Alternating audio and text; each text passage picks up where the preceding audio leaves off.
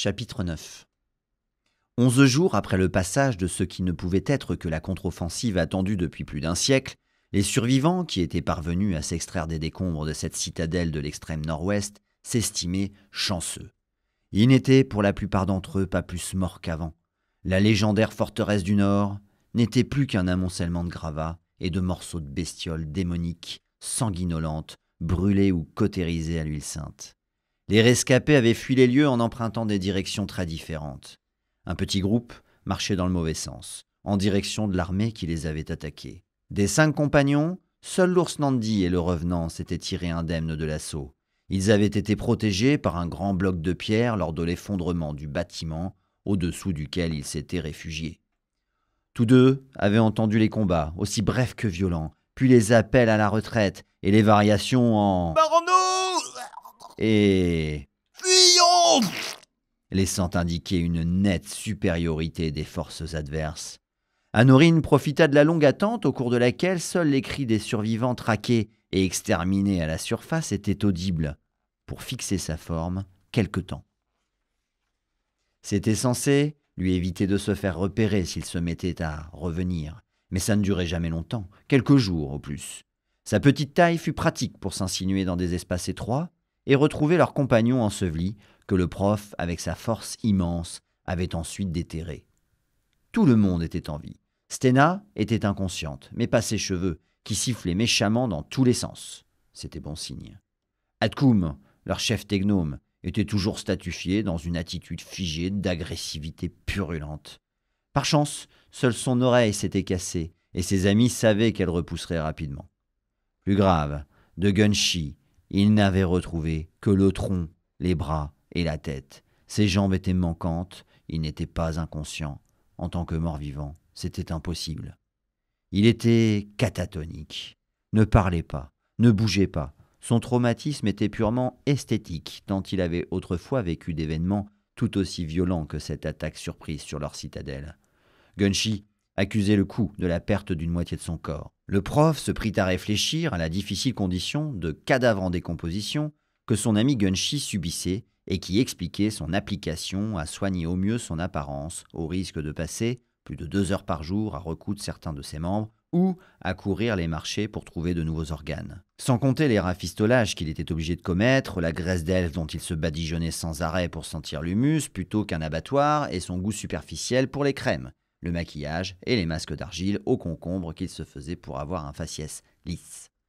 Les morts vivants, contrairement à ce qu'on pourrait croire lorsqu'on en rencontre un, sont véritablement obsédés par leur apparence physique. On est mort-vivant tant qu'on parvient à maintenir assez de chair putréfiée sur ses os, surtout les tendons qui tiennent le tout en place.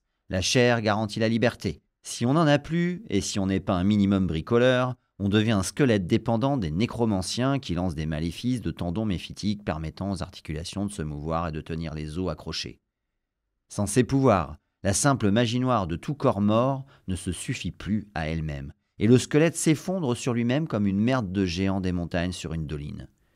Une fois les premiers soins administrés, Anorine avait pris place sur l'encolure de l'ours Nandi. Le prof s'était retrouvé à renouer avec ses origines de bête de somme. Il ficela la gorgone inconsciente et le technome statufié sur son dos. Stena, étant seule capable de lever l'actuelle malédiction de leur ami changé en statue, il fallait donc attendre qu'elle se réveille de son traumatisme crânien. Plusieurs jours, le prof alla à 4 pattes pour marcher plus vite avec tous ses compagnons sur son dos, bien qu'il trouvât cette régression bestiale dégradante. « A-t-on bien fait de fuir dans cette direction ? La mort rôde derrière nous, mais nous la poursuivons. » « Oui, car c'était bien l'avant-garde d'une armée, » répondit le prof à Anorine. « Elle est passée, donc le gros des troupes nous suit probablement et finira de nettoyer tout ce qu'il trouvera en chemin. Si l'on s'arrête trop longtemps, on se fera massacrer. » « Devons-nous nous cacher, ou bien un bois hanté ? Une bâtisse, un marais, tenter de résister ? Attendant, vain espoir qu'on vienne nous aider ?» « S'enfuir sur un autre continent me paraît plus indiqué, » dit le prof. « Et même si l'on arrive à se mettre à l'abri le temps que l'orage passe, les colons ne tarderont pas à arriver, comme à chaque nouvelle ère. Nous serons chassés et persécutés. » « On ne va quand même pas renoncer à notre quête. Je ne puis me résoudre à une si grande défaite. » On en est donc toujours au même point. Il nous faut l'inscription qui est dans la poche du manteau que tu portais il y a 5 ans. Sans quoi, on ne trouvera jamais la sortie du dédale. Nous aviserons sur la route.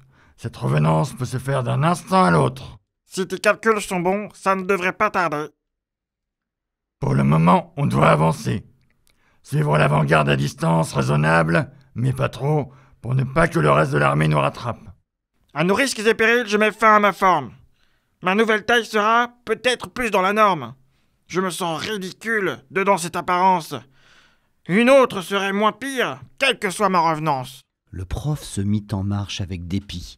Il était le seul représentant pensant d'une espèce destinée, sur la chame maudite, au labour et au trait. Et voilà à quoi il était réduit. Ils avancèrent longuement à couvert sur les traces des soldats qui avaient attaqué la citadelle d'Alette. Ils surveillaient en permanence le ciel pour ne pas se faire repérer par les messagers qui voyageaient entre le gros de l'armée derrière eux et l'avant-garde devant eux. Le silence des oiseaux qui avaient déserté les forêts était ponctué par de nombreuses et puissantes détonations lointaines. À chacune d'elles, ils scrutaient les cieux avec inquiétude, se jetant à couvert à chaque fois qu'ils allaient être survolés. Ils convainquirent même Gunshi d'accepter que son corps soit placé au bout d'une lance afin de guetter leurs arrières et d'anticiper les mouvements ennemis. Ce dernier avait tout d'un épouvantail. Sans émotion dans la voix, il ne tarda pas à donner une alerte de principe à cause de l'arrivée d'une petite escouade volante. Ils se mirent à l'abri d'arbustes bordant la piste. Les ombres blanches qu'ils avaient aperçues au début de l'assaut atterrirent là où ils s'étaient trouvés l'instant d'avant.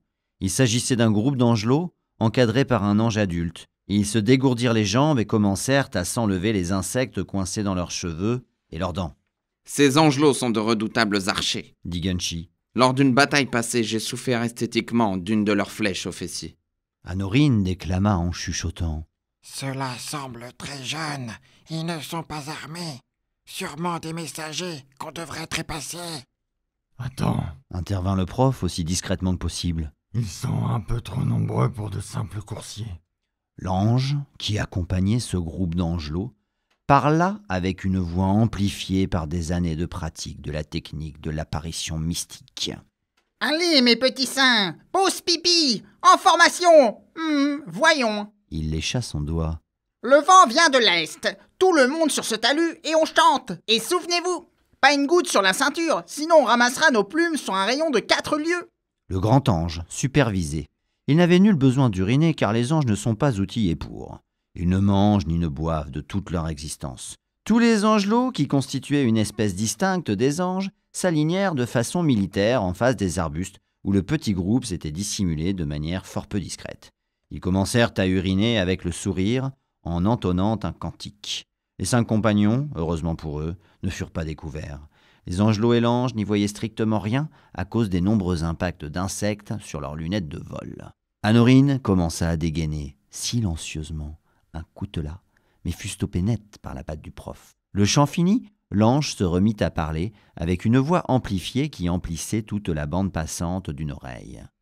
Stena choisit alors le pire moment pour sortir de son coma. « Qui hurle pendant mon repos ?» demanda-t-elle.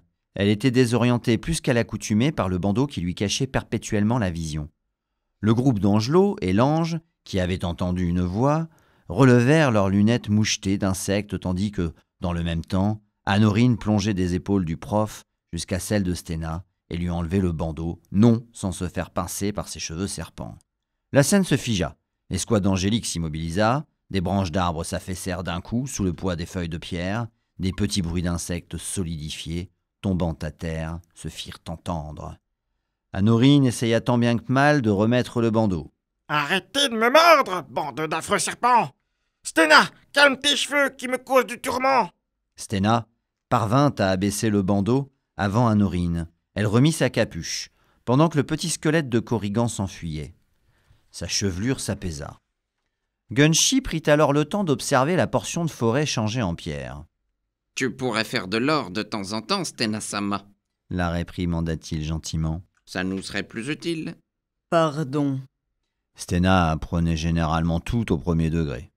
« On a intérêt à déguerpir avant qu'ils ne se rendent compte de leur absence, » dit le prof. « Je me débarrasse de toute cette pierraille dans les forêts. » Plusieurs statues se cassèrent dans l'opération. « Regardez sur les ceintures.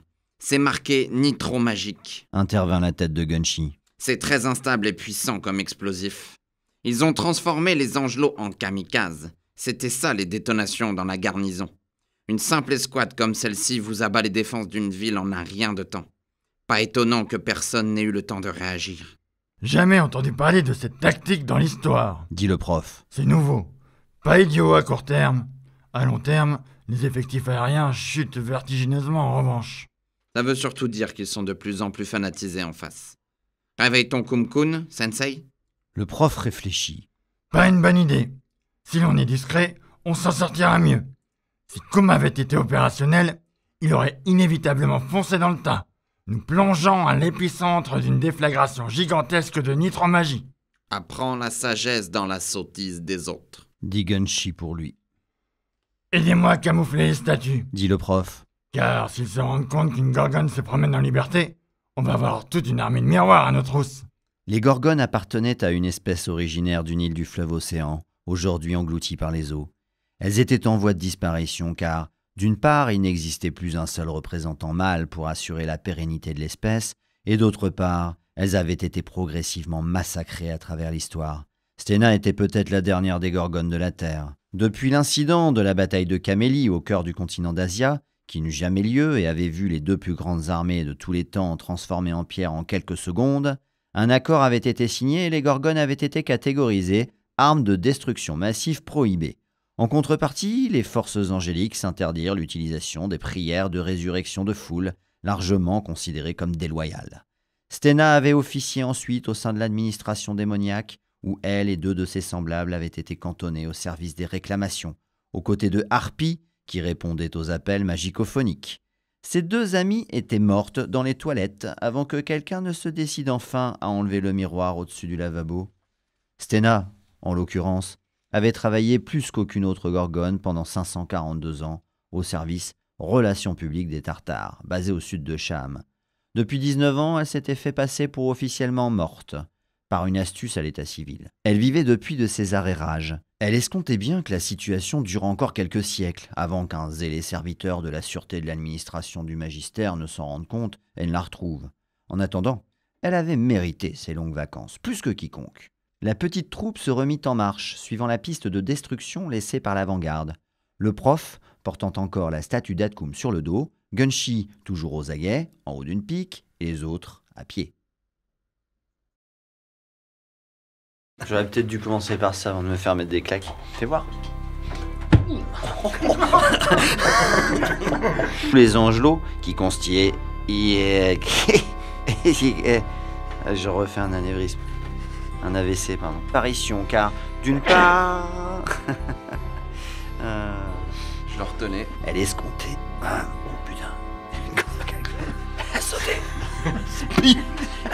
On l'a entendu d'ailleurs. Allez où? Tu peux regarder sous ton livre, s'il te plaît. Ça s'est senti que je le faisais dans la souffrance ou pas?